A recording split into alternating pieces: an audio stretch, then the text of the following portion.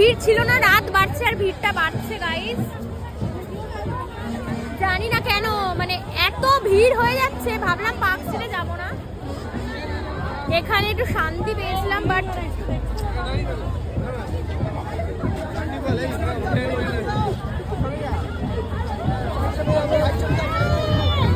কি করছে ভাল লাগছে না। পম্পি কোথায় গেলি? এই যে দেখো